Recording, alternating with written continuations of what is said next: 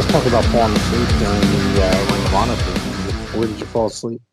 I turned in about 40 minutes late, by the way. I fell asleep I think probably halfway through. So I think Okay.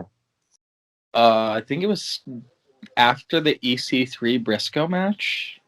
I thought that was a really good match, actually. No. I really enjoyed that match. It was real. real. I know some people I've spoken to said that they had, they liked it, but it would have been so much better with a live crowd. I tend to agree. If that had a live crowd, that probably would have delivered as probably like one of the best matches of the year because it was really intense, that match, I thought. Oh yeah, it was absolutely really intense. I mean, the Briscoes are known for their intense style. And then you have one like EC3 who has really, ever since his release from WWE, has been able to be himself again. And the whole control your narrative movement is awesome.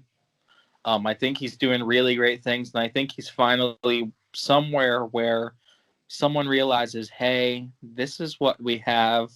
Let's let him do this thing, and I think he's going to shine. I think so too. I'm really looking forward to because this is only a second match, right, in the Ring of Honor during this period. I think so. I think that's. I mean, if you look at him, because I think he came out in full gear in his regular, wrestling gear. He's in tremendous shape. Like this is what he's been doing since being laid off, or actually even sitting in catering for God knows how long. But since being let go from WWE, he's just like gotten himself. Like he looks in kick-ass shape. He's just insane looking. So. Yeah, if you follow him on Instagram, if you go on his Instagram every day, he's always posting like Cement Factory and his workouts, and even like someone like Drake Maverick and Moose and all people are following in his footsteps. Like even somebody like Moose has gotten in tremendous shape. Yes. He's posted pictures with Drake Maverick while Drake is still in WWE, and I'm wondering what else they're going to do with him as far as where they're going to put him in Ring of Honor. Like, what's next for him? This match is pretty fucking great. I thought so. And what direction are they going to go in after this? I mean, I think it's a little bit confusing, but the dude's worked his ass off for years. Yes. Totally deserves to be in the spot he's in, He went to the promised land after being realistically one of those newer breakout homegrown Impact talents. And I mean, you would think after what WWE, did with Derek Bateman back when NXT was the game show, and seeing what he did after to win, Drew McIntyre was released and went and made a name for himself, they would have capitalized, and they made a big deal out of his debut. And then it was just like, oh, hey, and it's the same thing with Eric Young. Oh, hey, we're just going to use you to put over people. And it's like, or we're not going to use you at all. And there's no point. I'd like to see him rack up some wins. I think if they play their cards right, he could definitely be a world title. But again, it's one of the things, where you got to do the work. And, I really think if he puts in the work and based off his match the other night, they can put him in the title picture if he racks up enough wins. One of the things that they do, WWE, is they like to sign people so that no other promotion will actually sign them. And so they'll just hire them and then let them sit at home or sit in catering or just have them come in and job them out every now and again. So, or have them sit at home for months.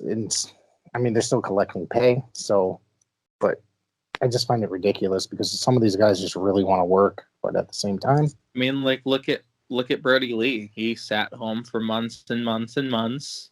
He goes almost this AEW totally kills it, and I think the Dark Order was really lacking that something.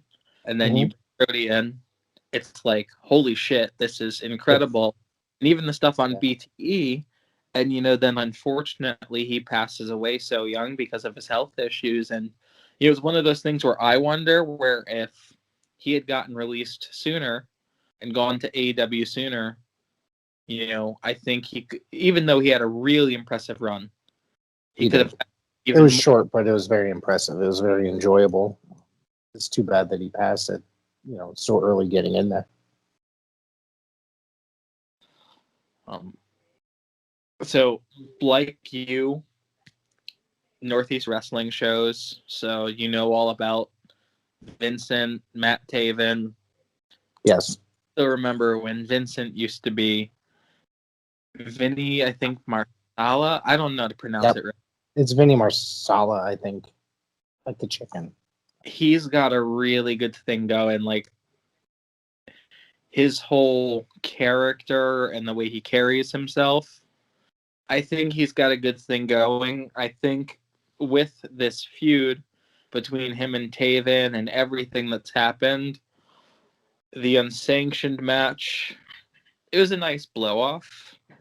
I don't know where they're go with it, but it's kind of one of those things where, as far as the way it was filmed, for a cinematic match especially, I don't think the production value was that great. I thought it was pretty horrific, to be honest with you. Not that we haven't seen, say, like empty arena matches and such, or I'm not a fan of the cinematic business. I don't know how you feel about cinematic matches. I find them horrific. It's just, when it comes to professional wrestling, I like a traditional style. So when it comes to cinematic and all that other crap, I find it wretched. And this, I mean, there were some really bad spots. I think Taven broke his wrist coming down. Didn't he come off the balcony? From what I understand, he landed really bad on his wrist. So you go back and you watch. I actually watched the spot over a few times. You see him get pushed off the balcony kind of carelessly, and I'm just kind of like, and you see, I can't remember his name off the top of my head.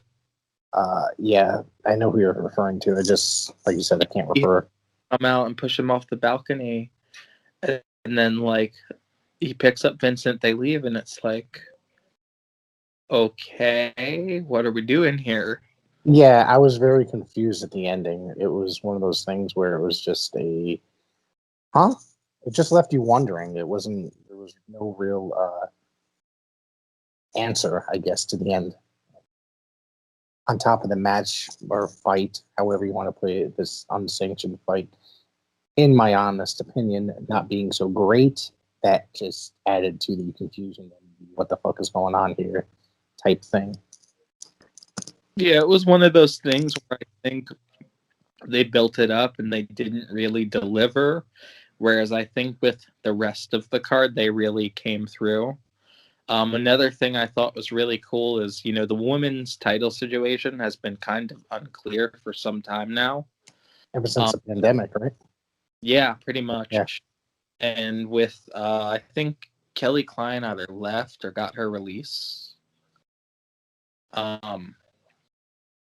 Which that sucks because she was a great talent and a great person in Ring of Honor. She was one of my favorite women's wrestlers that they had over there. And I think it was really nice that they brought Maria out to kind of introduce things. Angelina Love speaks for herself. Mandy Leone has really built herself up, going from places like Northeast Wrestling to Ring of Honor. And then you also have someone like Quinn McKay, who they have her do the backstage interviews and all that stuff, but I don't think people realize she's also a wrestler because they kind of haven't given her that chance. So they announced her as being part of the tournament, correct? Yeah, she is part of the tournament. I think the first match is actually her versus Quinn, and if she wins that match, I think she gets a bye or something like that. It was kind of confusing. Yeah. Well, when do we find out more about this? They said the tournament's coming summer 2021, but they didn't really elaborate on it much more.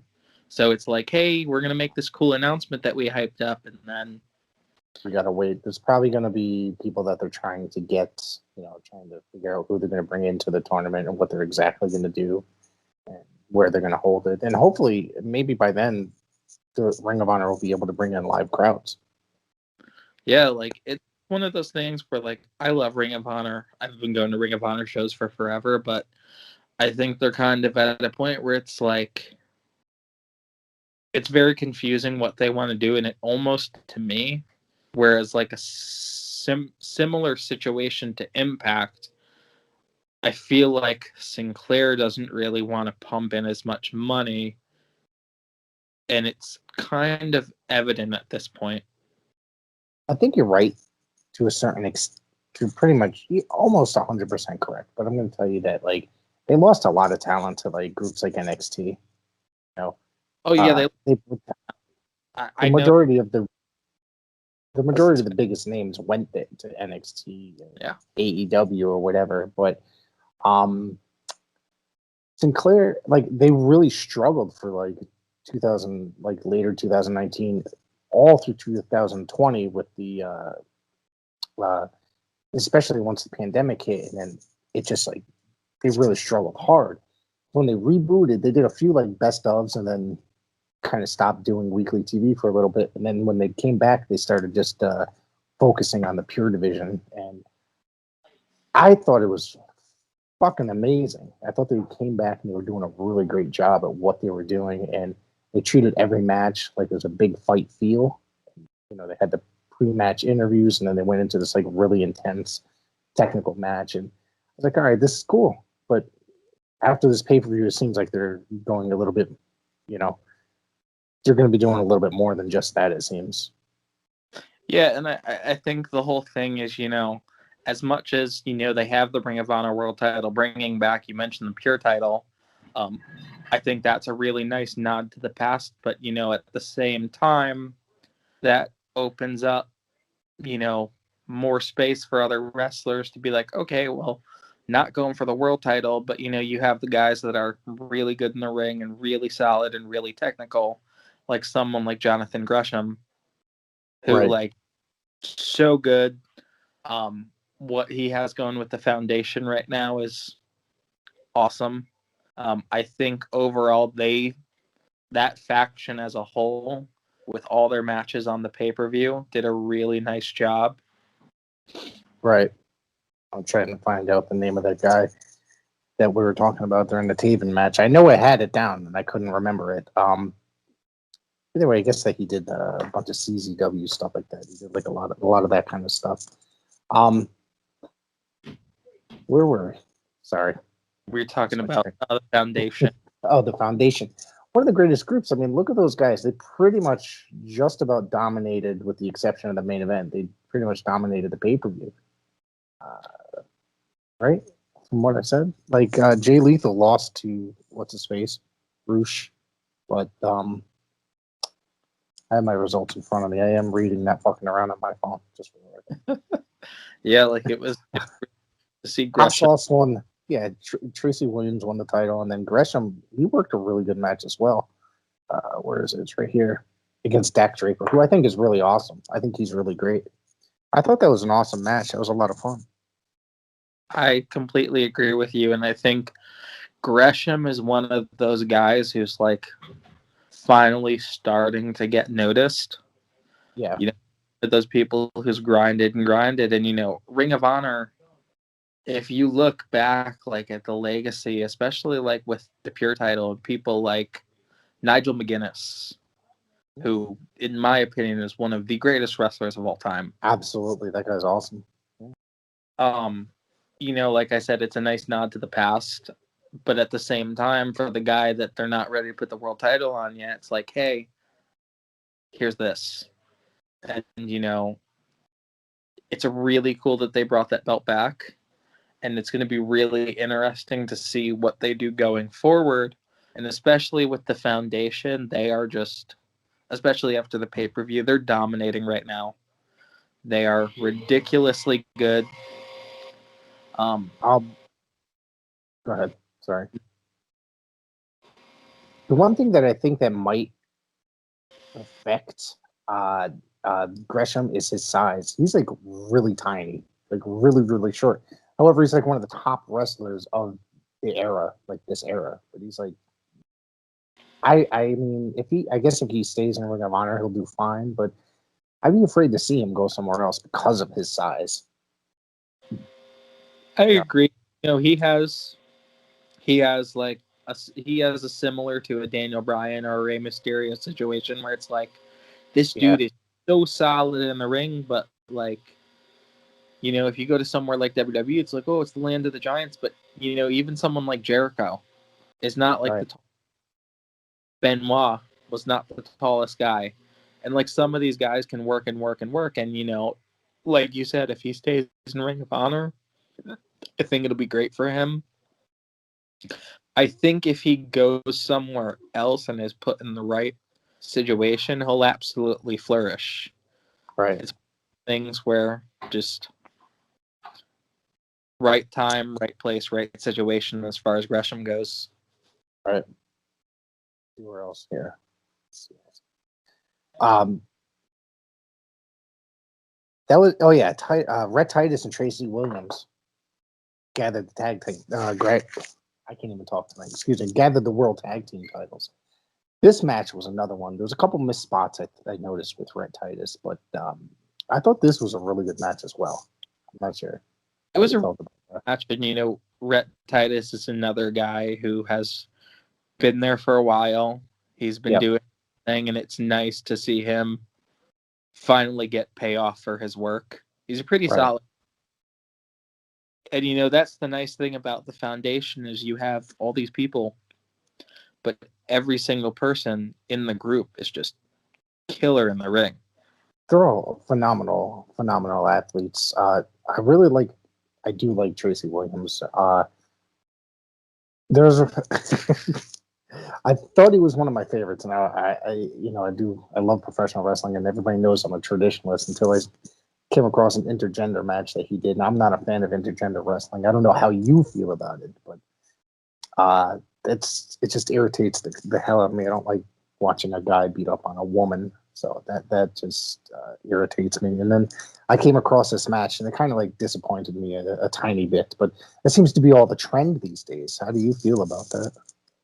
With intergender matches, I personally like them, especially when it's the right situation. Like, for example, you take like Tessa Blanchard and Sami Callihan. You know, that's the right thing. Or you take Chris Dickinson, and I think it was Chris Dickinson and Kimberly and beyond. I believe so. Yeah, I think I saw that match. Where she took a pretty nasty bump, and it like went viral. Like, it's one of those things where if it's the right situation, it's really cool. But if the people don't have chemistry, it doesn't work. I don't know. I just think for lack of a better term, it looks like a mud show, outlaw mud show type setting. Those matches. I know I'm a Cornette guy, so it's just sometimes I just see it and it just comes across as like trashy to me. It's just I don't care for it. I know it's like all the rage for like the last couple of years. So, but that's just my opinion. I'm not going to hate people for liking it. But either way, back to the match. It was a really good match. I thought this was a phenomenal tag team match. I'm trying to think if there was any moments to take away from it, but nothing really too much that I could think of offhand. I mean, it was a couple of days ago, so I can't remember entirely. Yeah, and then we had the world title match. I have trouble with this match. I really do. I love Jay Lethal. I think he's awesome. I just think some of the moves that Rush goes for, they're just a little bit over the top, it seems like. And, I'd be able to get the hell out of the way if he was giving me a warning that he was just, going to be running at me. And you get what I'm saying as he sets the guy up in the corner. It's just, I don't know. I find him kind of annoying. It's not. I used to really like him a lot, and it's just like I guess I'm kind of. It's the same thing over and over. But Jay Lethal, I've been watching him. Like, he used to work up here a lot. If you remember back in the earlier 2000s when he was just coming up, and I remember. And, he's a phenomenal athlete, dude. My favorite thing with Jay Lethal, like, and I know, but he was one of those people where like they gave him Black Machismo, which Yes. absolutely loved that gimmick. Yes. I love Paparazzi Productions. I think that he was they able to make the best with anything that he was given, and he, the thing that when he was going at it with Flair, that was great. The feud that he had with Flair and TNA. that promo, like to this day, the woo off, like you Yes. still, and it's great, but at the same time, you just sit there and you laugh your ass off. Like I watched it, Exactly. I was rolling laughing, but he's one of those guys who I feel has kind of gotten his due, but at the same time not. Like he's held the world title and stuff, but it almost seems like, and I don't know what it is, it almost seems like he's being held back to an extent. Right. I think it's earlier in the night we were just talking about how like the Foundation dominated pretty much, but not so much in this match. We saw the return of Homicide, which I kind of popped for, and Chris Dickinson popping up. Speaking of which, so I kind of popped for those for those guys popping up in this for the show, because I mean Homicide is just a legend. He's been around forever. And I mean, that thing Homicide's done, like you look at, like you go back to like when Ring of Honor first started, and like you look at how he blew up, and then they put him with Hernandez and LAX, and it was one of those, okay, he's tag team guy now, which LAX was great. They were ahead of their time. Yes. Like one of the best tag teams. Who did I see them in a match? I actually saw them on a house show, I think 2008. I think it was LAX versus Team 3D. And they absolutely tore the house down. And, you talk about ROH 19th anniversary, and I popped for Homicide too, because I love Homicide. So it was really was cool. this house show when TNA came to Wallingford? This was that. Yeah, I didn't go to that, I remember, but my buddy did. I was supposed to go with him. One of the things that the first time I saw Homicide, so I didn't really know much about him, was Ring of Honor was still relatively new. They were probably like 2 years in, and I saw him. If you remember when Ring of Honor did a couple shows in Fairfield, Connecticut, at was it Sacred Heart University, maybe? I think it might have been there. And he and Steve Carino had this crazy, wild bloody brawl throughout the arena. And I just remember them. I remember at that time period, Steve Carino was doing this gimmick where the announcer had to announce every single title he ever held. And I thought it was the funniest thing ever. And they were brawling in front of me, and they had this plastic fork they were going after Carino with. This kid picked it up like he had picked up a piece of gold, and his face was filled with excitement. This bloody plastic fork. It was just, I don't know. That was my first impression of Ring of Honor, period. So that was a lot of fun, but very confusing at the same time, because there was a lot of hype going around the company, because they're this brand new, exciting company. Yeah, I think it's one of those things where like they've lost a lot of people, but they've still managed to survive. And going back to the match, like Homicide was a nice surprise, and then you have someone like Chris Dickinson, who again, another guy that's been grinding, and he's a young guy. Right. He's been grinding, and he's been showing up on New Japan Strong. He has a lot of buzz behind him, like to the point he was on Bloodsport and faced John I Moxley. saw that. Yep, I did see that. He's a regular at Beyond, right? He's a Northeast guy. So he's a Northeast guy. Yeah, he was a regular at Beyond for forever, and it's really cool to see someone like him just branch out. And I don't think he's signed anywhere, so he's just kind of doing his thing and freelancing, and it's really cool. You see someone like him went from like Beyond and got over and just became so popular to the point where it's like can't deny the guy anymore. And like Right. one of those guys who not only is he really good in the ring, he is just nasty. He's gritty. He's very hard hitting. He's one of those guys that deserves to be working for a major company and working on television. You know what I mean? Like the guy's been busting his ass for God a long time. He's been around quite a bit, and he's still young, like you said. Yeah, and he's one of those guys where I think, it's great to see him, like I said, on like New Japan Strong and now on Ring of Honor. And it's one of those things where, like, given the right situation, strap the rockets to the dude, and he's ready to go. I agree. Absolutely. So that's pretty much the show. I mean, the pay-per-view, not the show, our show. But did you happen to catch the Paradise Alley show last night? I did not catch the Paradise Alley show yet.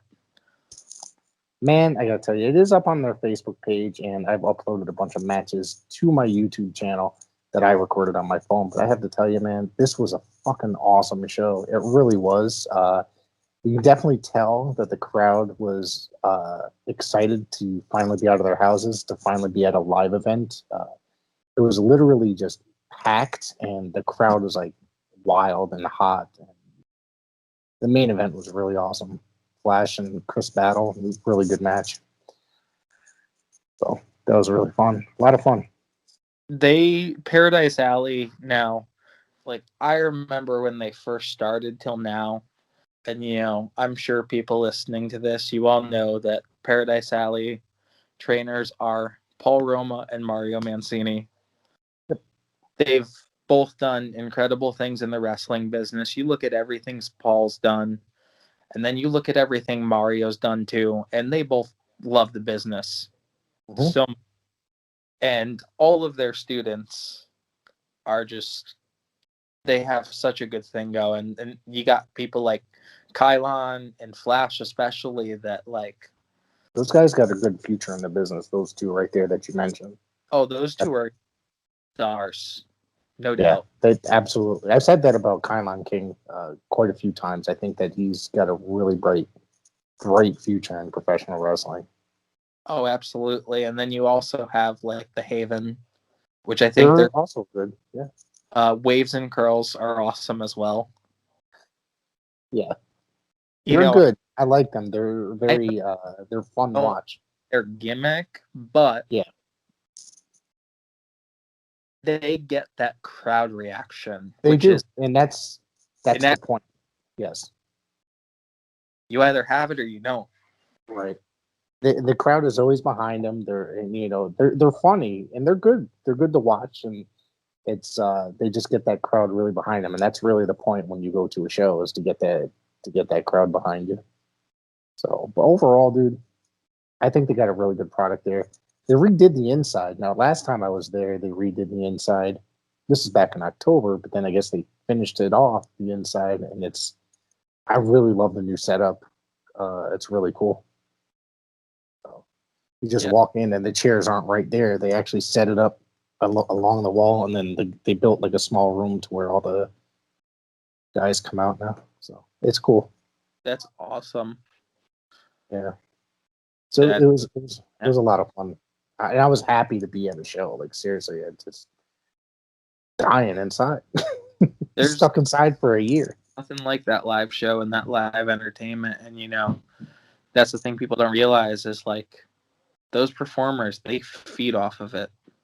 Yes, and you can definitely tell. I've watched their empty arena stuff, and while some of the stuff was good, it's just the crowd reaction gets them working harder, and they want to put on those matches.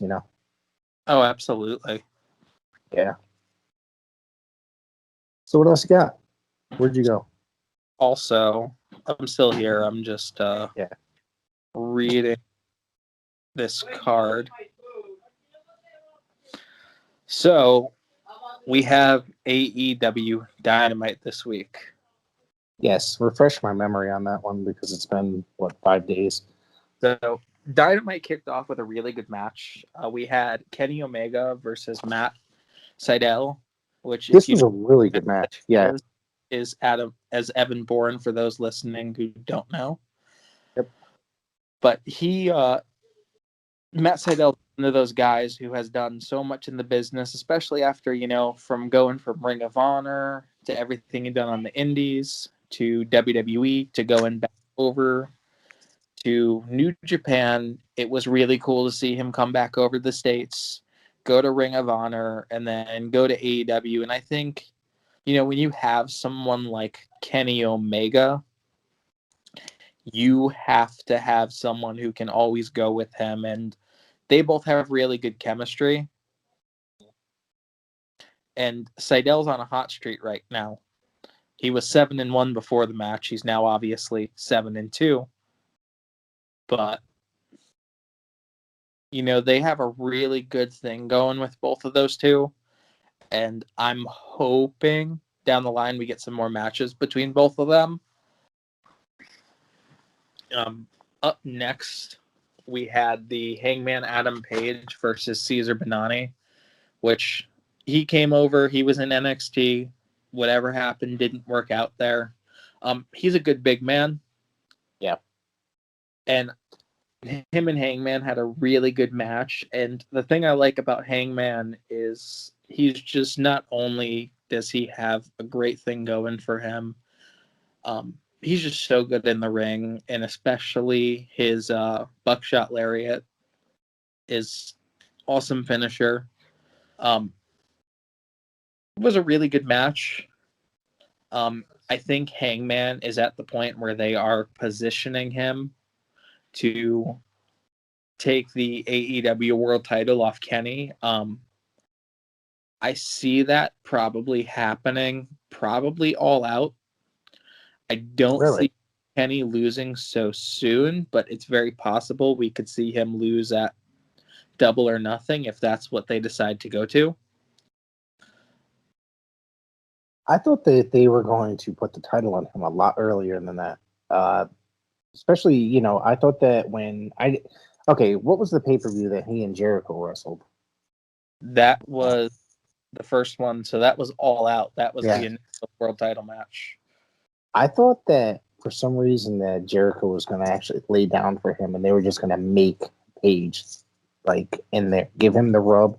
And I think that if that happened, it would have made Page fire up, as far as his star status, because Jericho was a star. But obviously they went with the opposite direction, putting the belt on Jericho because he was the established star, and they must have felt that they needed to put the belt on an established star because of, to get the attention towards them as a company. But I really thought that they were going to do, I felt that if they put that belt on him, it's going to push him to superstardom as far as that, if Jericho put him over. Oh, and absolutely. And if you think about it too, it's one of those things where you sit and you're like, oh, what's this AEW? Oh, they have Chris Jericho. Oh, they have this person, they have that person. You just hear the name Chris Jericho. I mean, if you cross somebody on the street, you're like, oh, you know who Chris Jericho is? There's a good chance that person's going to know who it is. So I understand why they did what they did. Absolutely. Look at their roster. Oh, go ahead. Yeah. I'll wait till you're done.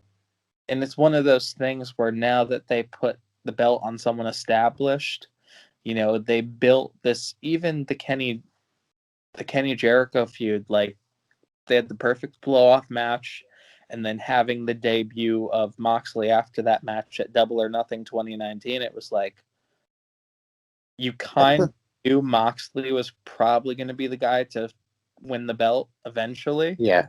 Yeah. Because that's another thing where it's like, oh, you know who Dean Ambrose is, which I know he personally hates being called Dean. I actually met him at Comic-Con, funny story. And he's like, honestly, I'm just happy I get to use my real name now. Well, he had that name for years prior to going into WWF or WWE, excuse me. So that's the thing with WWE is they make just about, there's 1% of the talent that gets to use the names they had prior or their own name or whatever. And a lot of times they come up with just these ridiculous names. I'm sure you're more than well aware. Yeah, if you watch there's a new Steve Austin documentary coming out, and there was an interview with him actually a few weeks ago. One of the names they were like gonna give him was like the Iceman or like Fang McFrost or something like that. Like, yeah, they came up with something really ridiculous, and then Otto von Ruthless. I've heard something similar to that too, and I just remember that it was like his wife he accidentally came up with the name drinking his tea.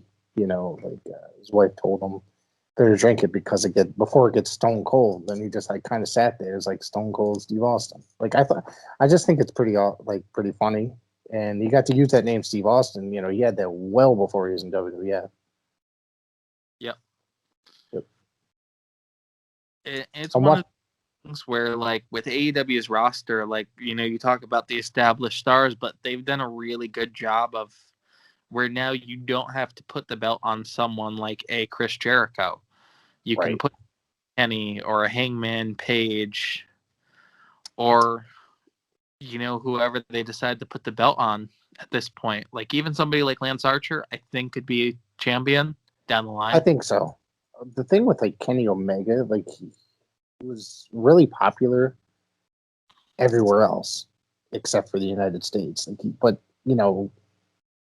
that the fan base, AEW fan base, all knew who he was. He was like immensely popular in Japan. It's just like putting the title on him in the United States. I still thought it was like kind of a big risk in a way, but it's even though he'd been on television in the United States for a year, like your casual fan doesn't necessarily know who he is still, which I find interesting. But I don't think a lot of casual fans really watch AEW though. I've always considered there's wrestling fans and WWE fans. Yeah, and the WWE fans probably don't watch AEW. Like, I know, like, I am a WWE fan. I'm not a fan of the current product, but I think AEW is more for your smart fans and people that don't feel like their intelligence is being insulted. Yeah, because WWE has a habit right now of where it's like the early 90s right before they got their ass kicked for 2 years by WCW. They live in their own world. It's like and some of the fans just eat it up and they don't care. Or they just don't know anybody any better. They sit there and take it and they'll just be like, yeah, this is kind of stupid, but they still tune in every Monday and Friday. Yeah. So absolutely. And that's the thing about AEW is, it's another thing where like everyone's like, oh, like it's past WWE talent, but you think about it, everybody starts somewhere. Everybody starts somewhere, like you said, and not for nothing. When I grew up, there was like 3 to 4 major companies. Okay, there was like the NWA, the AWA. There was world class. Guys would go from territory to territory. So it's to me, it's like the same thing. You know what I mean? It's just like they get tired of working one area, or they're sick of, or they're not getting over in a certain company anymore. So then they just move to the next company.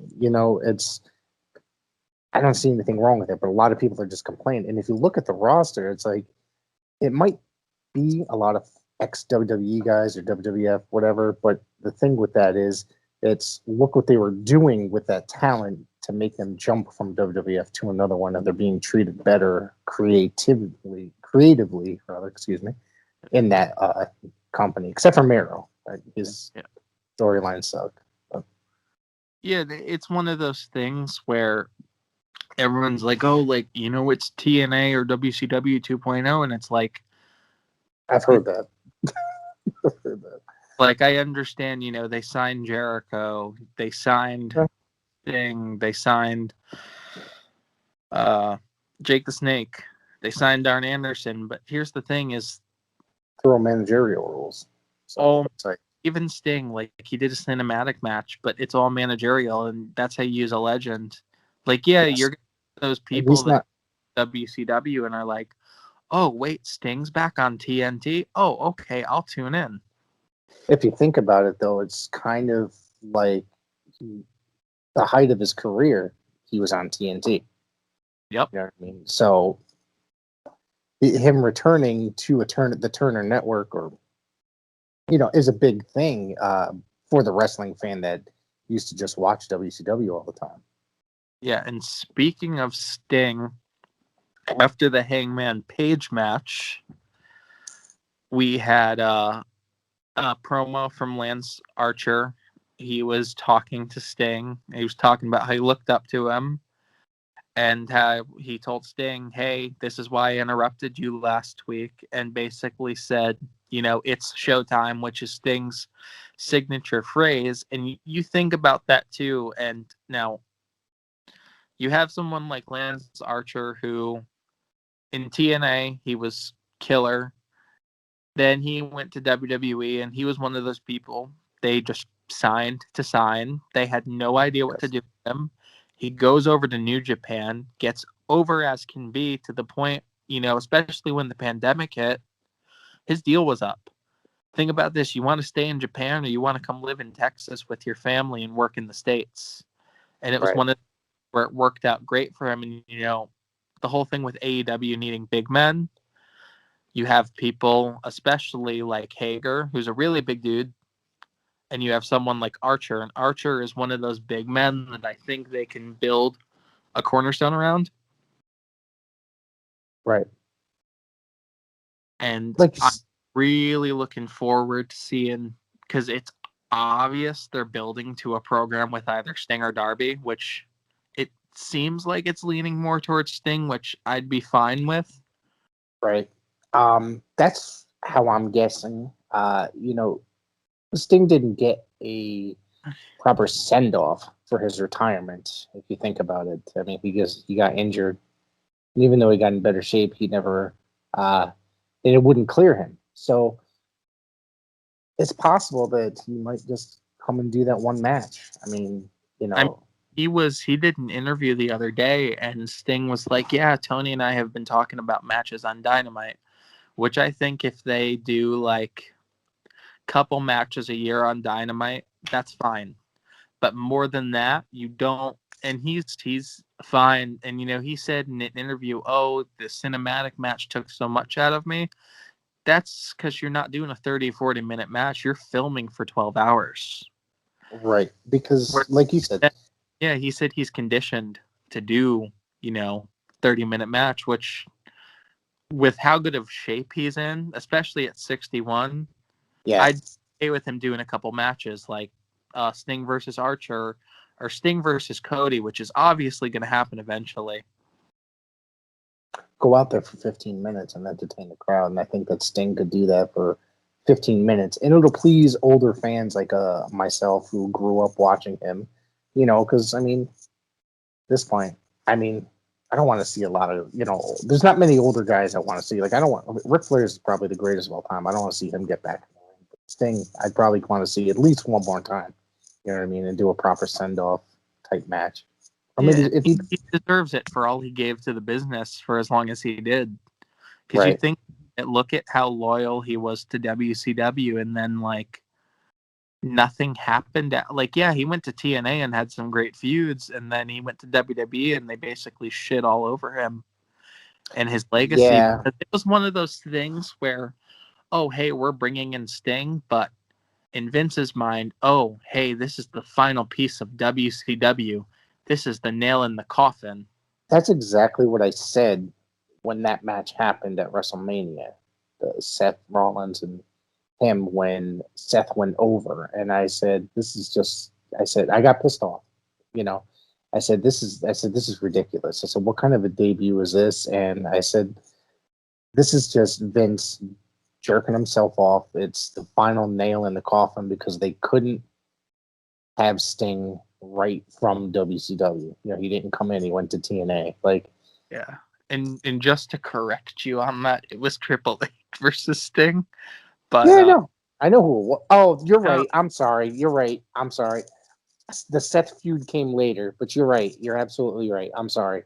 I think Triple H also has that Vince mindset where it's like, oh, hey, let's do this. Well, if you remember, for about a good 2-3 years, Hunter basically buried everybody.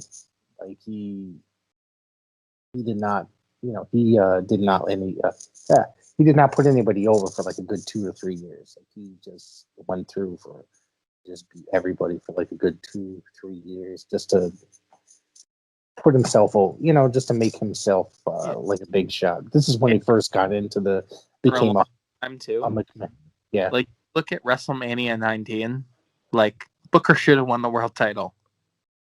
100%. But no, Triple H has to go over, and it's one of those things where, that's where AEW does it right. Is yes, Sting went over Starks and Cage, but Darby also got the win, so all three people got the rub. Yes. And it's right in that situation, not where I've said it before. You don't need, and I love Goldberg. I am a Goldberg fan, but hey, you're gonna come in and squash the Fiend in 5 minutes and win the Universal title, which, by the way, stupid fucking name for a belt, like so awful. I said that right from the beginning, that the Universal title was just ridiculous. It sounds like an 8-year-old created the belt. It's like it's just it's an ugly belt on top of it. It's just ridiculous. What's the point of one company holding 2 different belts? I get it. There's a brand split, but we did the split, in 2002, and you had eventually, after they got rid of, before they got the world title, the champion on both brands. You had someone like Brock who was facing this person, that person. Mm-hmm. Do you remember when they initially talked about the original brand split back in 2002, you said? Yeah. They said that basically the world champion was going to bounce from show to show. That only lasted a couple of weeks before they created the world title. They just said there was going to be one champion. So I would have preferred it being the one champion going back and forth, but it also got you to see some really great matches for titles. You know what I mean? I mean, look what happened to WrestleMania 20. The triple threat for the world title. What was the who did Eddie wrestle at WrestleMania 20 before I make another mistake? So I watched it. Kurt Angle at WrestleMania 20. Okay. So I was right. That's what I had in my head. I just didn't want to say it without. So, but those were both really great matches. You got to see 2 world title matches and just. Yeah, and it's one of those things where, like, having the separate titles, you got to, before Edge won the WWE title, you got to see him feud a little bit, but you didn't see him win. And then, when he won Money in the Bank for the first time and finally won the title, it was like, okay, here. And then when they decided to put the WWE title on somebody else, okay, Edge has Money in the Bank. Oh, okay, go cash in on Taker. And we saw so many matches, like even like Orton versus Benoit at SummerSlam 04. And then you had Batista and Triple H feuding over the world title, while you had Cena feuding with somebody else over the WWE Championship. And that was like really cool because around that time you had Cena and JBL feuding, and you had Triple H and Batista feuding, and it was all world titles.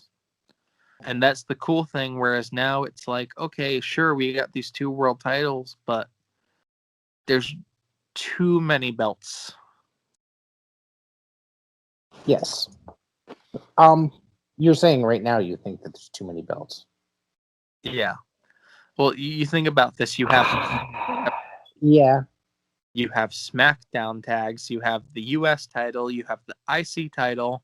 You have the women's titles. You have women's tag titles. You have the NXT women's tag titles. You have the NXT tag titles. You have the North American Championship, and you have the NXT Championship. Is the Cruiserweight title still a thing?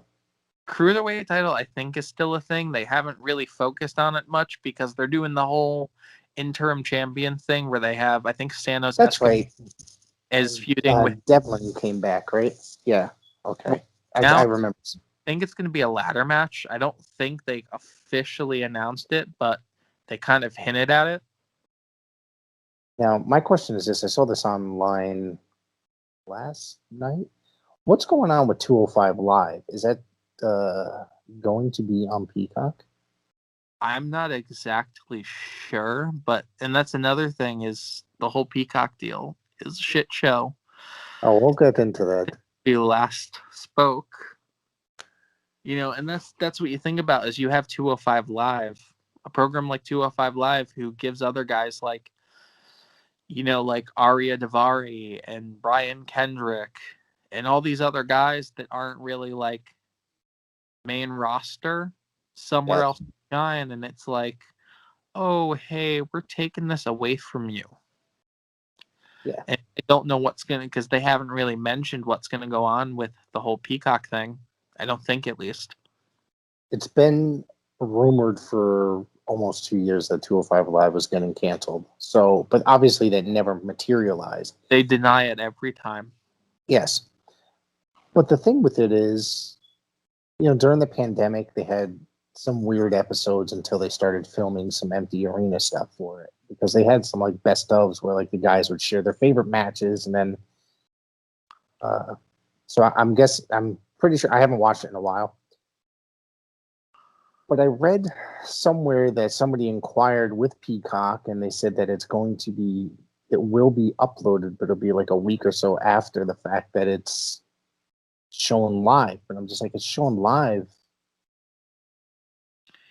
on the network. So are they going to show it live at 10 o'clock on Friday nights on Peacock? That's my main question right here, like currently. Yeah, the whole Peacock move is really confusing. It is, because they said. And here's the thing: is I understand them editing out the racist stuff. Well, we'll get into that, but I'm not saying. We've discussed that stuff. Yeah. There is a lot of stuff that they could always put up a disclaimer as well. And I'm not saying that it's right or it's wrong. It's definitely not right. But they're going to be editing out a lot of material if that's the case. They're going to be. And if you look at, say, other companies that have questionable material such as that, there's always something that says, this is not going to be suitable for all the audiences. And then at that point, it's at the viewer's discretion.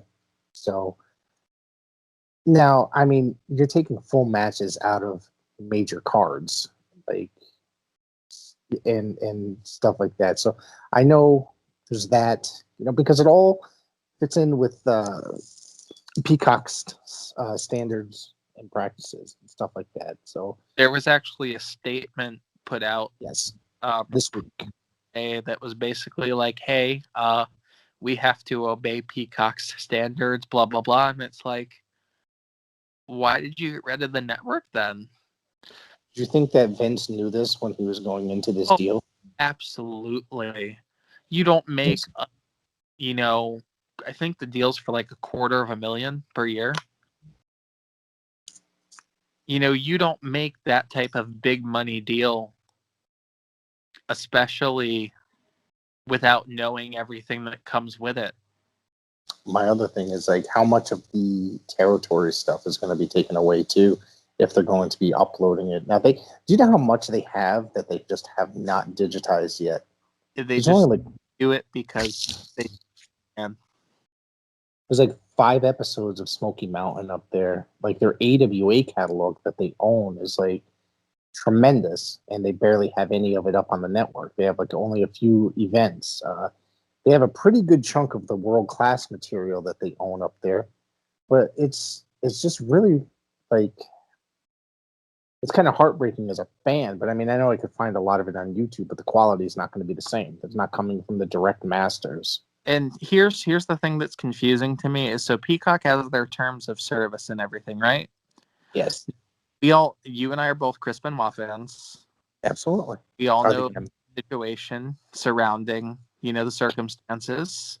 Yes. But here's thing. So you're gonna edit Roddy Piper's match out of WrestleMania 6, which, with everything going on in today in the world, I get that part. I do.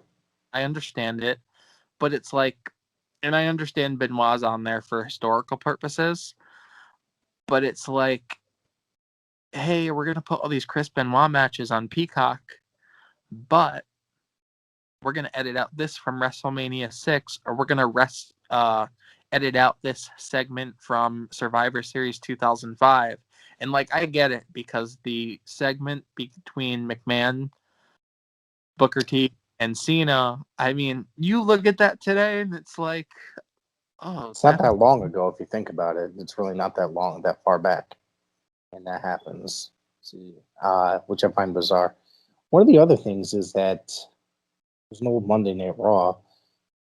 Do you remember when Jerry Lawler and Goldust were feuding? Jerry Lawler calls Goldust a flaming fag. This is not my personal thought, but he says that live on Monday Night Raw. I was like, are they going to go in there and edit that out too? I mean, surprise me at this point, because with what WWE is saying is all that content isn't going to be moved over till probably August, September. Right. Editing this much out, it's going to take a lot longer, in my opinion. Yeah, it's going to take a lot longer, from what I gather, because of all this editing, and there's going to be a lot of stuff that they're going to edit out. They've got to go through. Yeah, I mean, it'll be interesting. I mean, personally, for me, I'm not a fan of Peacock so far. Like, the streaming works great, works so much better than the network, but I can't really stand the ads. And on top of that, sorry, somebody's calling my name. But yeah, they shit, what was I going to say? There's one other thing. The streaming. Okay, that's what I want to say. You said the streaming. The streaming worked perfect as compared to WWE Network itself, because WWE Network always logged me out. If I tried to fast forward or skip matches, it always logged me out, buffered, and then logged me out. If you notice, I always go, or I don't know if you've had this issue, but if you go to an event, press play, the whole menu is still underneath it. I had to actually play with it to get the whole. Yeah, you have to menu. back out and then go back in. Like, who created that? Like, that's ridiculous. It got to the point where, like, I love the network because, like you, I love going back and watching all the old stuff from my era. All the stuff that I grew up with, I love going back. And there's not a lot of it, because the majority of the stuff they have up there is like there's like the primetime episodes, but the superstars and the challenge, they just started putting up the challenge like a month before they decided that it was coming off. Yeah, and like another thing is, like, I like to go back and watch Nitro. I can't go back and I'll do that now. Yeah. The WCW pay-per-views are up on the Peacock so far, from what I gathered. I just skimmed through it a little bit to see what footage was up there. I didn't like go detailed checking into there. I actually am watching something on the WWE Network now. It logged me out. It didn't log me out, but it locked. Like, it's showing videos that are locked. Yeah. So what I'm guessing that means that it was already. Go ahead. So what they did with that is they told everyone, oh, you know, your account's going to go to like April 4th or 5th. All right. Obviously, you can see that's not the case with the lock. So what they did was they basically canceled everybody's accounts the day Peacock's launched, which I think is just like, oh, hey, well, and you know, that's the thing that bothers me with WWE now is it's like, I was a loyal fan for, you know, the past like 20 years, and it's like, oh, hey, yeah, we did this cool thing with all this content, but hey, fuck you. Yeah, how long was the network around? About 6 or 7 years, maybe? Oh, maybe 8 years. Yeah, about 8 years. Almost 8. Yeah. February would be 8 years because it launched shortly before WrestleMania 30, which I was like, wow, this is amazing. I don't have to pay for pay-per-views. I just have to pay $10 a month. And here's the thing, you buy 2 pay-per-views, that's a yearly Peacock or network subscription. So, I mean, like, it's great for those people, but, like... I get it for free because I get the... if you have Xfinity, and I know there's another company, cable company. I don't remember which one, but it's included in the package, the $5 tier. So you basically, you could either get Peacock for free or half the price, depending on what you're doing. So, depending on your cable subscriber. So far, from what I experienced, the streaming is really good, except the fact that you can't pause, fast forward, or rewind. I wish I could press pause, like, especially seeing that I'm doing this whole podcast thing. And if I want to pause it, to leave the room, to say go to the bathroom, I can't. If I have to get up, I'm just going to miss out on whatever the hell's happening. Yeah. So I try to go up, try to get up during like maybe a Miz match or something, if that's possible. Especially during the live content, you can't do that, and that's the thing that Right. sucks. You got to fast forward when you're watching like the archived content, and then you have an ad. Oh, I want to skip some more. Another ad. Like, yes, you can pay more dollars for the ad free, but it's like, do I really want to just? And it's not that like they don't have a lot of content on. It's not worth it right now, unless you're going to be a regular Peacock watcher. I mean, with the exception of they've done some retro shows from like the era that I grew up, like Saved by the Bell or Punky Brewster. It's like, sure, I'll probably watch those to check them out because they're shows from when I was a kid that they made modern versions of. Am I going to freaking get totally invested in them? No, not at all. But, it's like, I don't know what else on Peacock I'd really get totally invested in. I mean, it's an NBC network. I don't watch a lot of regular television outside of wrestling and the stuff I watch with my wife as it is. Baseball, sure, but that's about it. Yeah, it's the same thing for me. Like I loved the network because I like going back and watching Raws that I went to in like 2006 and 2000. Yes.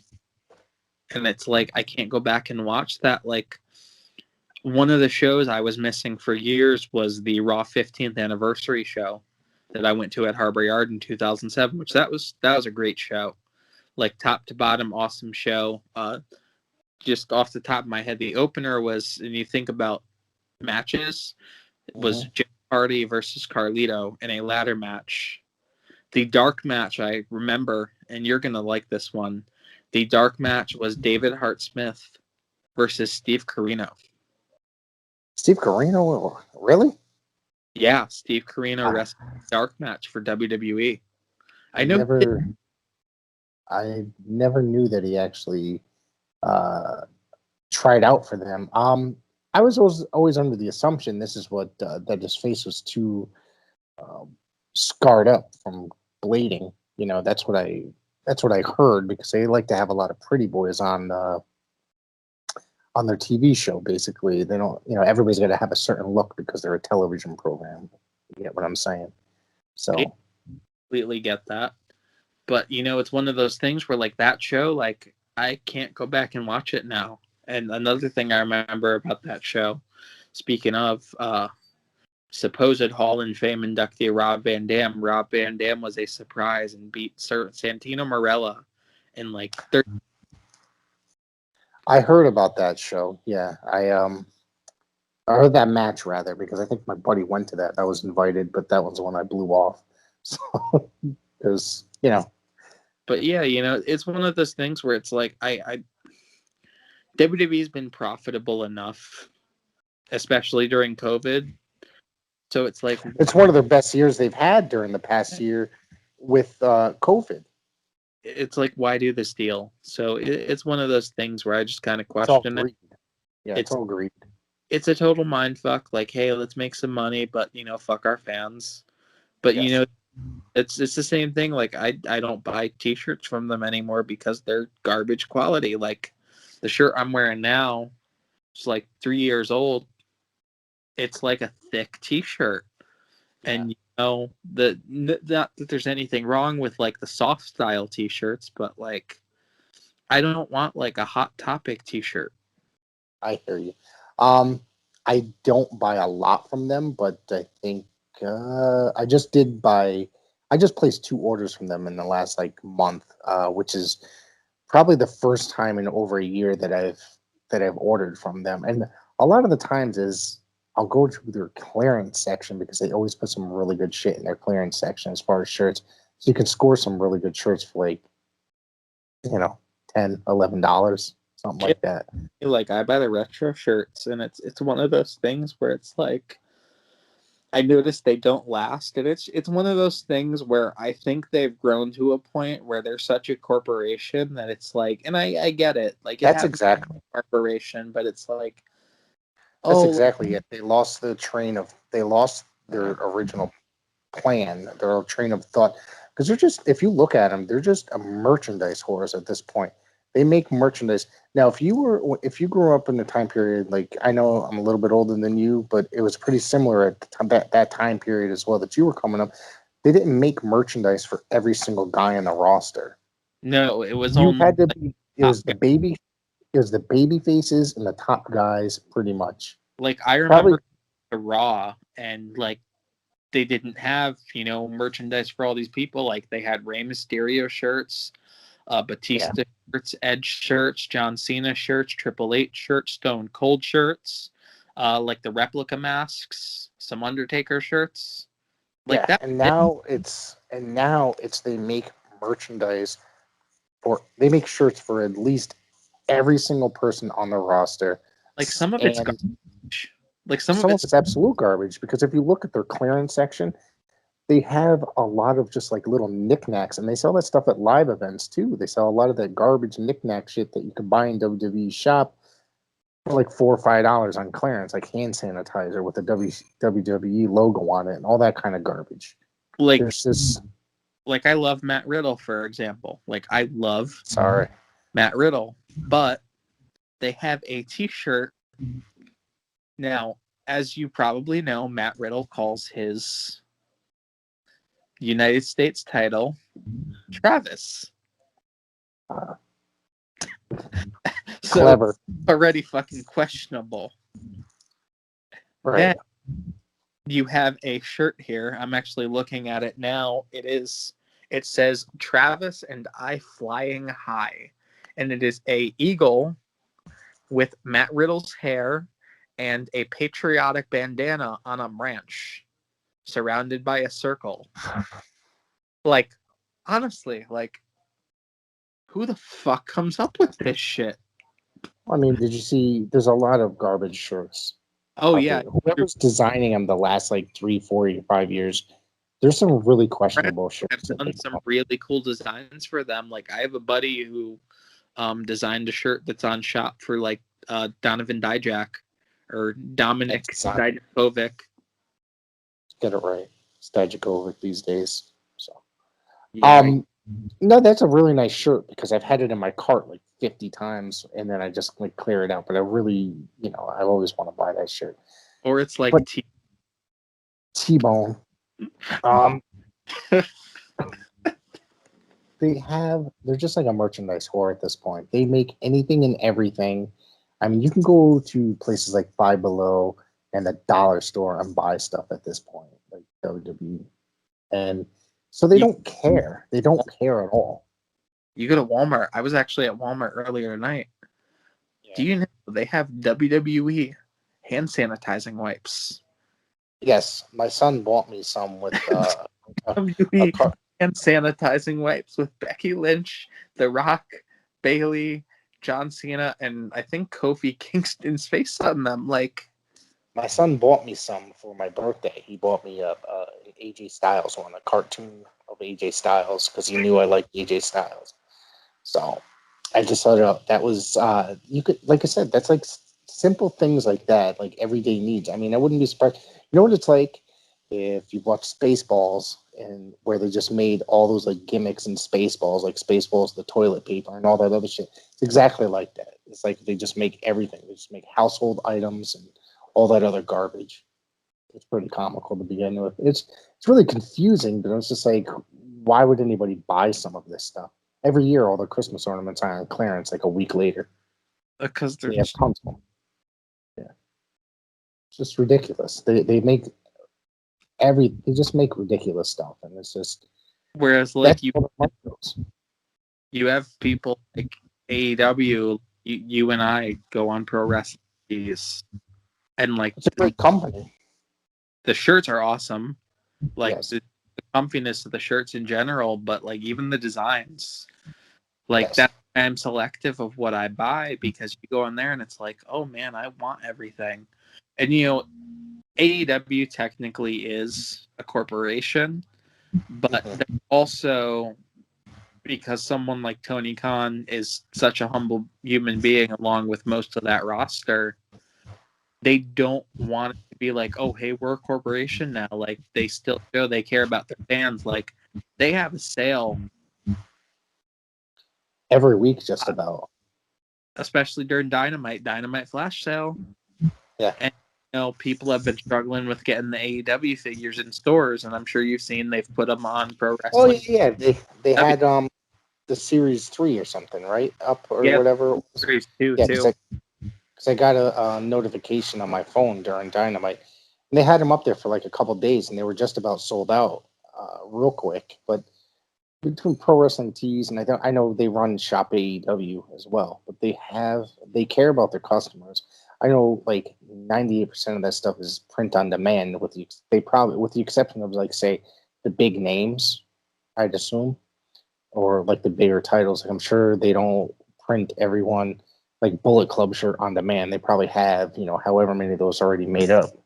But it's like if there's like some random indie wrestler from my hometown, Kylan King, or Flash Waller, I go on Pro Wrestling Tees and there's their shirt. You know what I mean? So it's cool. That's the cool thing about a company like that. You know what I mean? It's like they make it easy for indie wrestlers out there to get merchandise made. Absolutely. They're not that greedy either. I mean, they're pretty generous with the pricing for the most part, unless and they were struck deals with like a lot of different companies, like however many wrestling companies throughout the entire world get their shirts made from them here in the United States because of that. Ring of Honor, Impact, they all have stores on Pro Wrestling Tees. Yeah, MLW, New Japan does too.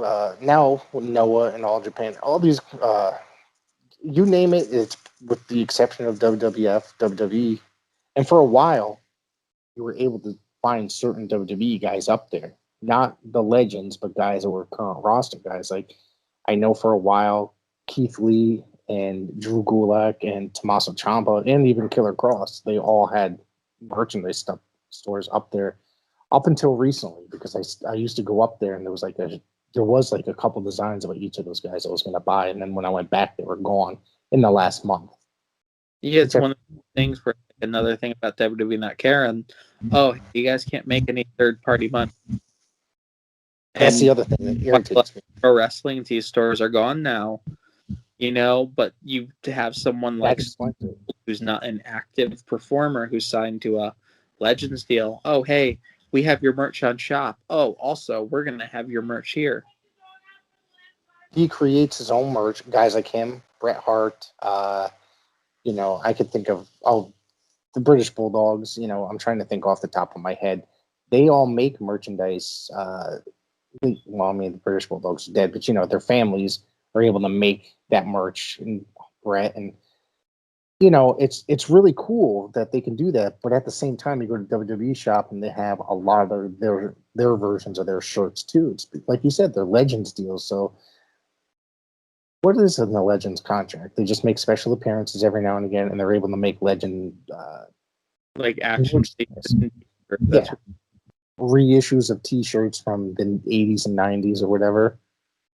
I mean, there's cool ideas behind them. But speaking of reissues, like they reissue a lot of like the shirts, like the Austin shirts from like 2004 and the early 90s and 2006, and for a while Brock's merchandise was still on there, they did reissues of even some of his shirts from 2004 and 2002. My other question is this: with all this censorship going on, is WWE still selling the Stone Cold Fuck Fear T-shirt? No. It's a good one to think about. That was a great one, but sadly it was. I came across it the other day. I think on YouTube or something like that. He was wearing like the baseball hat because they had the hats and the thing.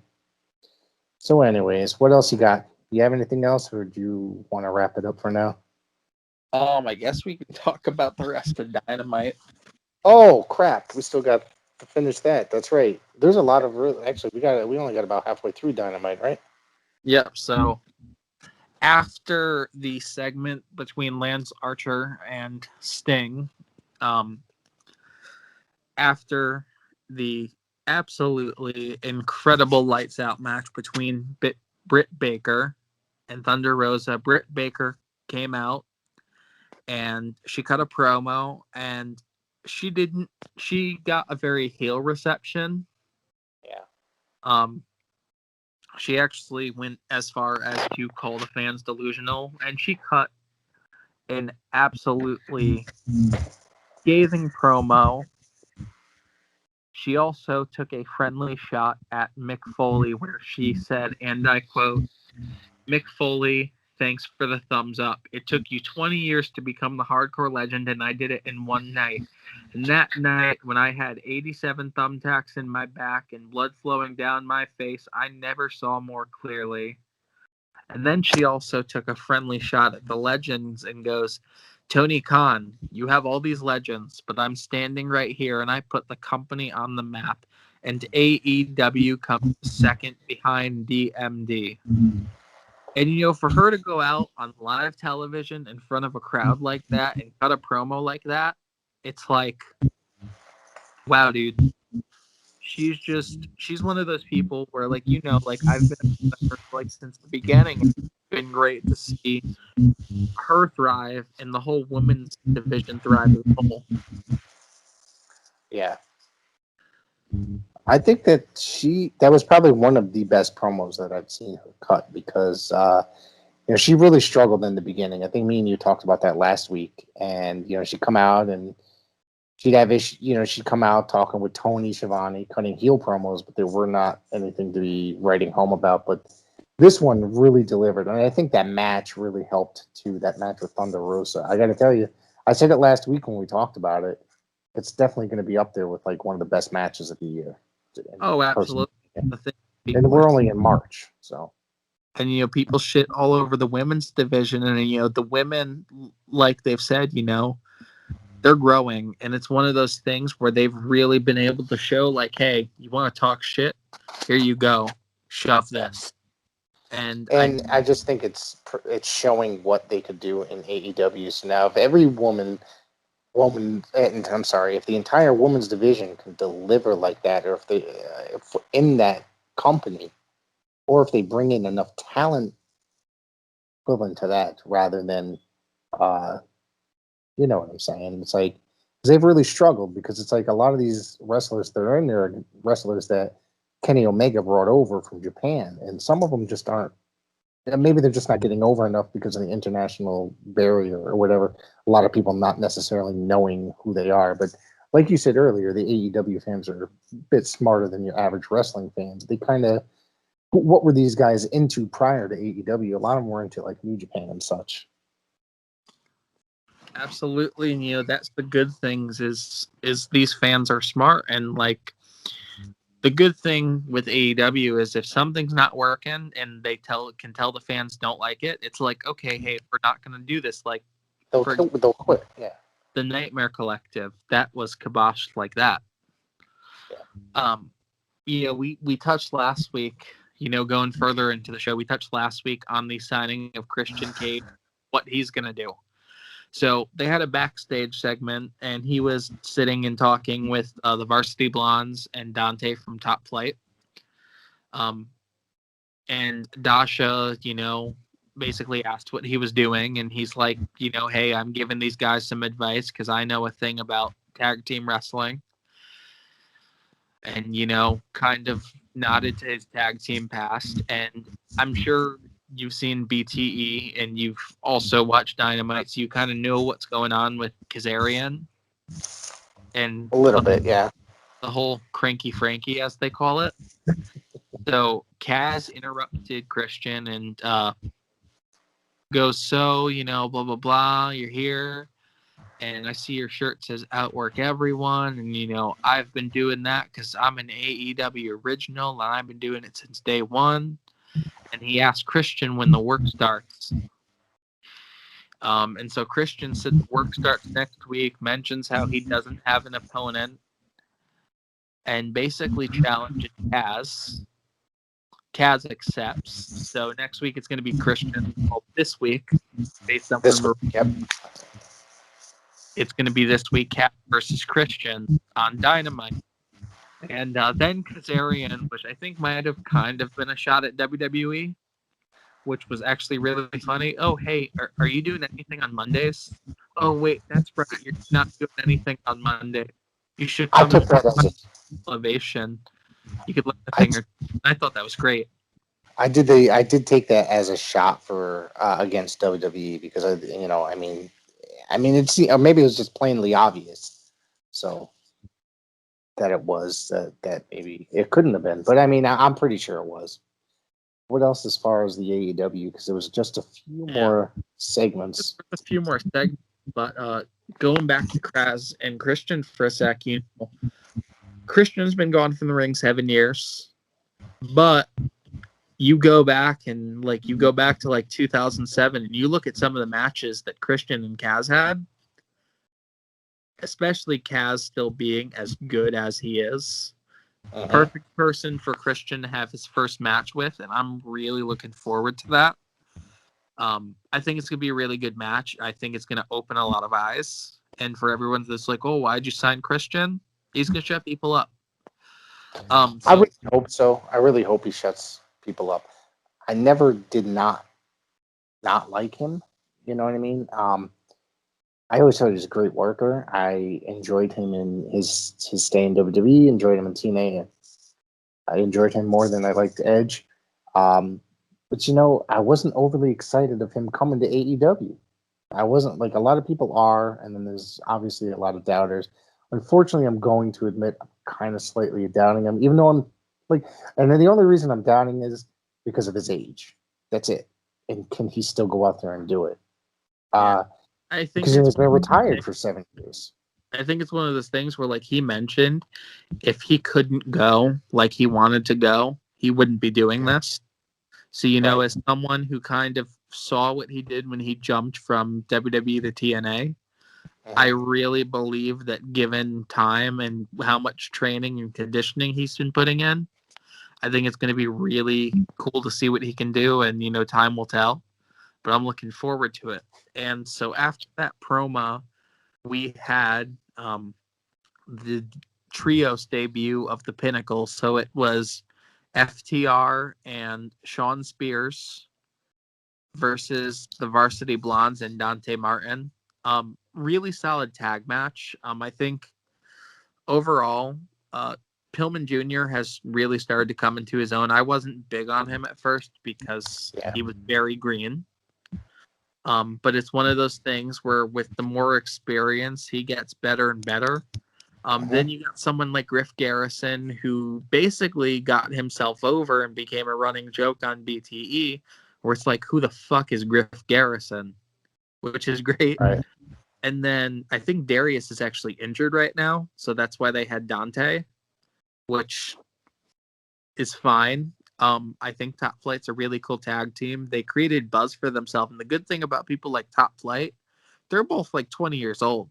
They got a lot of ring time on them in the future, and I think given the right opportunity, especially same thing with the Varsity Blondes, given the right opportunity, both teams are definitely going to shine. It's just one of those things where tag team wrestling gets taken very seriously. So it's one of those things where everyone's going to have their time.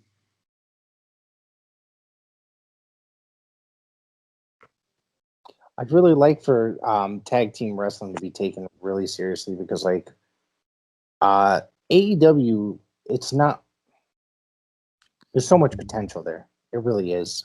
There's just so much that could really happen, and it's just not happening right now for me because it seems to be bouncing all over the place. It's not necessarily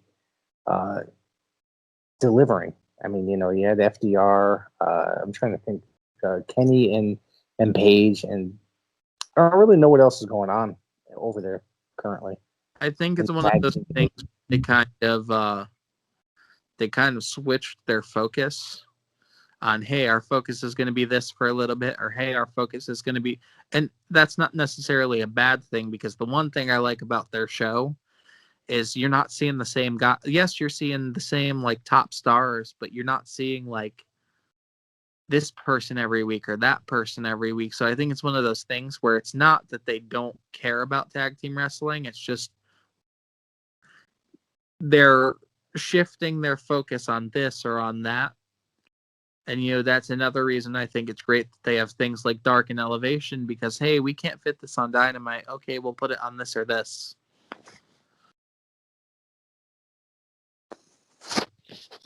And then after that match, Tony Schiavone came to the ring and interviewed the Pinnacle.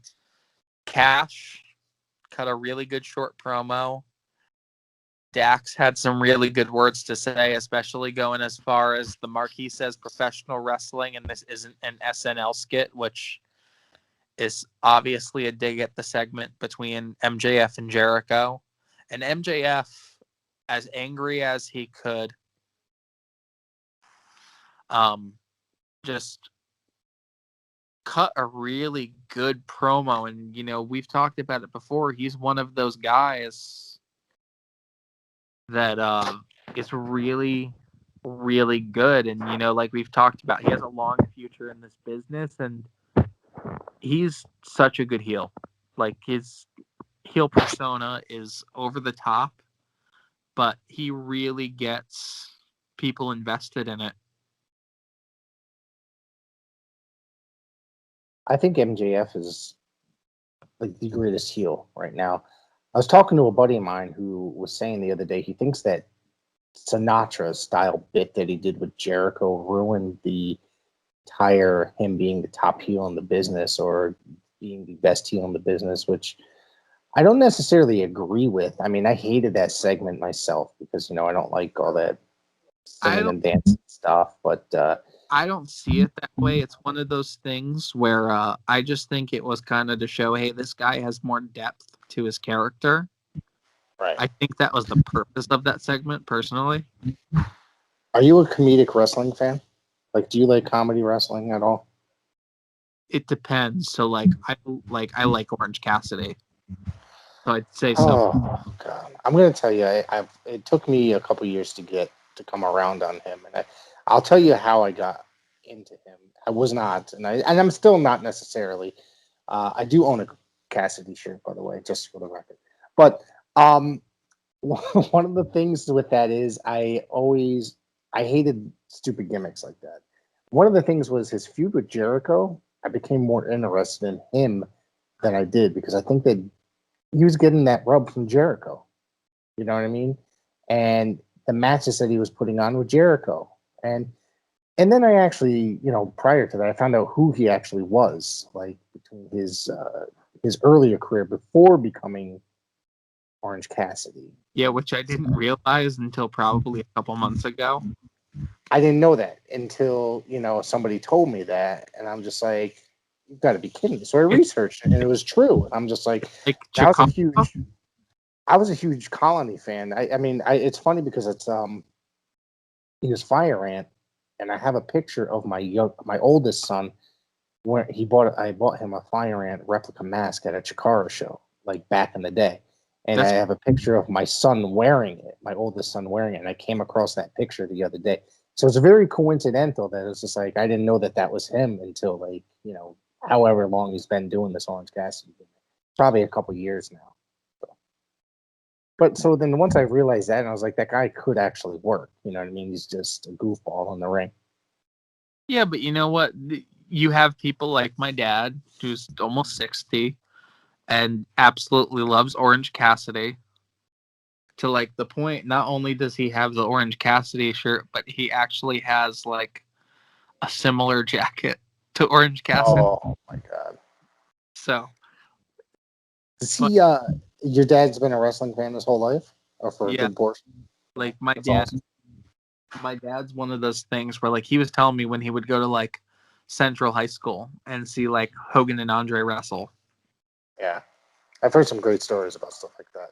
Like, he tells me all these stories, like, about how, like, and this was, like, I think this was pre-WWF. WWF with the extra W, maybe. I don't remember, but, like, he would tell me stories, like, about seeing that. And see, that's the cool thing, like, about the indie shows. It's the same thing, but, Yeah. you know, someone like Orange Cassidy, he reaches everybody. And, Right. you know, those are the type of people they need. And, you know, they put him in certain spots. And he definitely proved, hey, I belong here. Yeah, absolutely. The match that got me, actually, Cassidy, which I had, again, no I didn't know it was him, even though I had been to the car show. And I saw it was All Out 2019, the first All Out. I went to Game Changer Wrestling 2 Cups stuff. It was a really interesting card. Like, you had Mance Warner versus Jerry the King Lawler, and you had Gangrel versus Orange Cassidy, which I think I've mentioned. It was really interesting, but that was one of those things where, like, I met him at that show, and, like, he's one of those dudes that's like, he lives the gimmick, but, like, he's really good to ring. All right, so what else do we got here on the show before we wrap it up? Because we're going to need to wrap it up in a few minutes.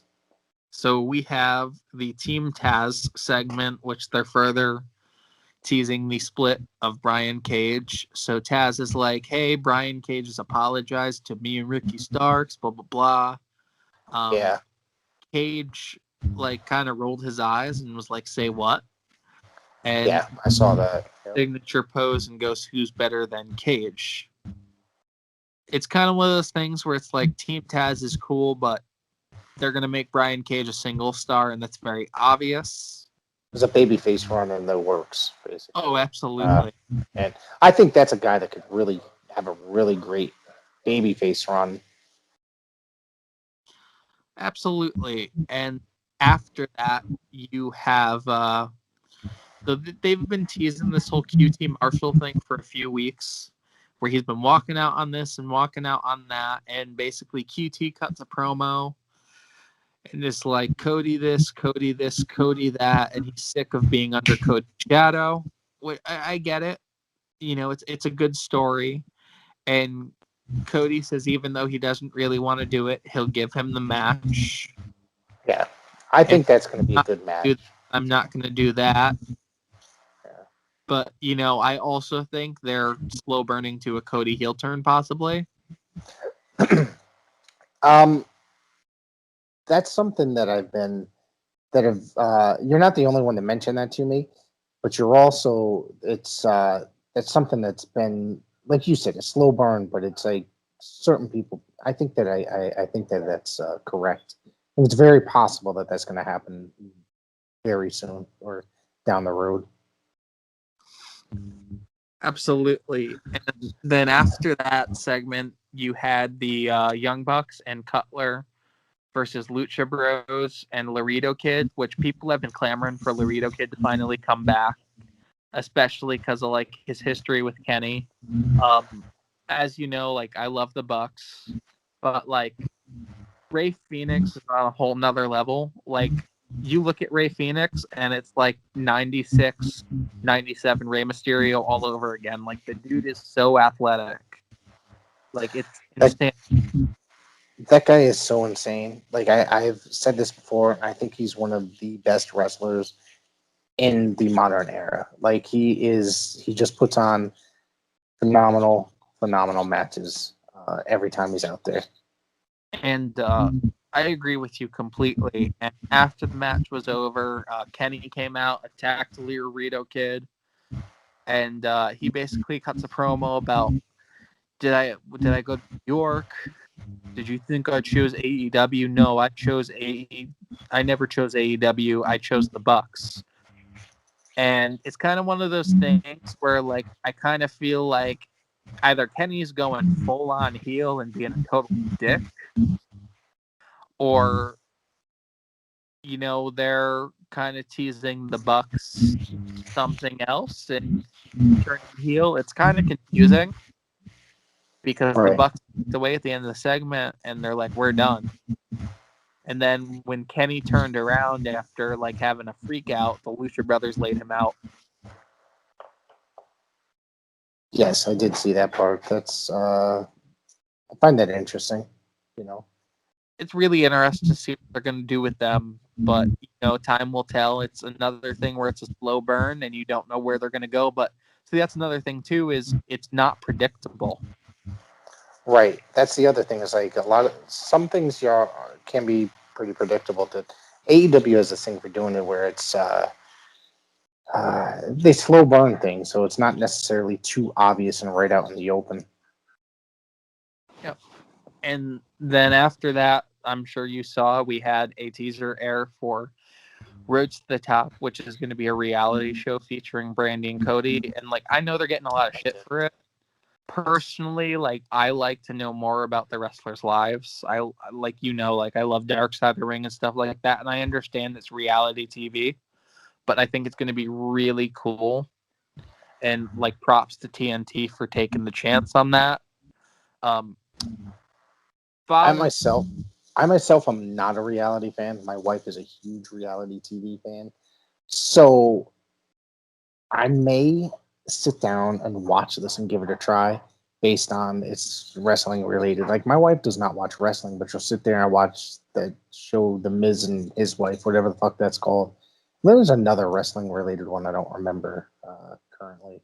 So maybe she'll watch this and then I'll watch it as well because I'm going to give this a try. I'll definitely give it a try. Oh, absolutely.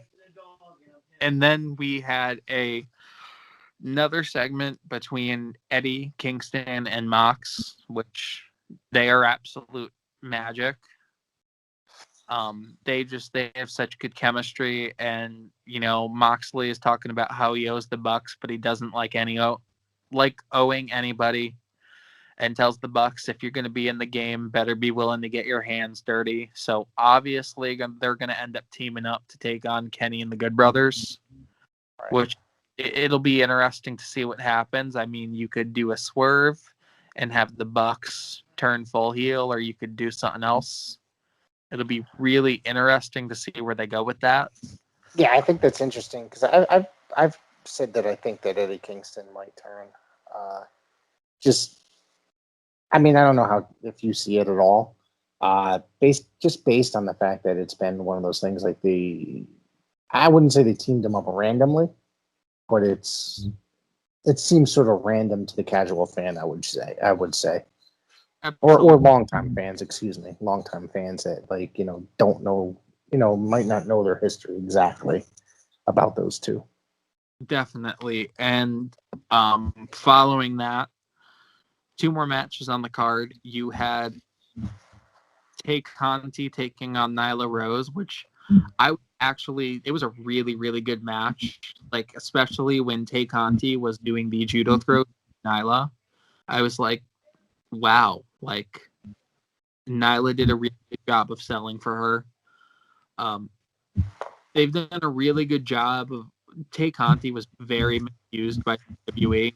She's like a phenomenal talent. She's like a legit badass. She's actually supposed to be making her MMA debut soon. Hasn't been announced, but she's been training. I definitely think she's someone who got over really well. She's really solid in the ring. She's a beautiful girl, and I definitely think they're positioning her to be one of the top people in the division. And especially having her beat Nyla the other night, you can see that, especially with how she went over. Right. I don't really remember much of this match. I think this is when I kind of got up and I wasn't really paying attention to this one. I don't have an opinion. I'm sorry for this match in particular.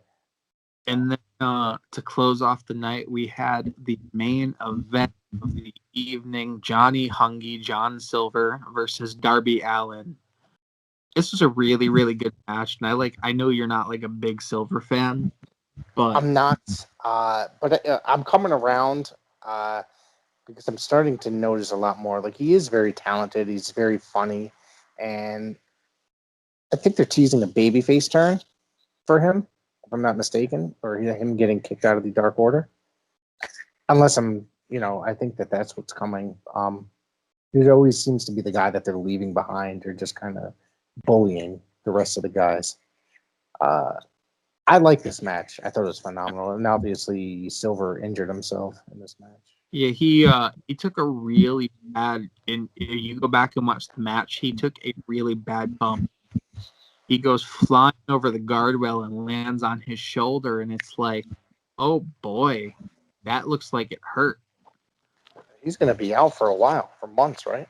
No, they said he's going to be out, I think, 4 to 6 weeks. It wasn't as bad as they originally thought. Okay. But it was a nasty bump. But even during that match, Darby sold for him. Like, you thought Silver was in. But overall, it deserved to be the main event. They both delivered. I just think with Silver, I just think with Dark Order, I think they're all babyface at this point. I don't see him getting kicked out, but I do see the partnership between them and Hangman growing further. I could actually probably see Hangman and Silver tagging because of what they have going on. So it'll be really interesting to see what they do with Silver because, like Tony said, hey, show more of, this side of you on Dynamite. And, last week when they did the whole, oh, hey, who's going to challenge Darby? They all point to John. And it's like, okay, here's your time to shine, dude. Yeah. When he's given time to shine, he delivers. Like, he is, for a small dude, another guy who's really He's small, really tiny. He's another guy that's really tiny. Just goes balls to the wall and just absolutely kills it every time he's in the ring. Yeah, I think that guy's awesome. I hope he, 4 to 6 weeks, I hope he heals up, and I'm looking forward to him coming back.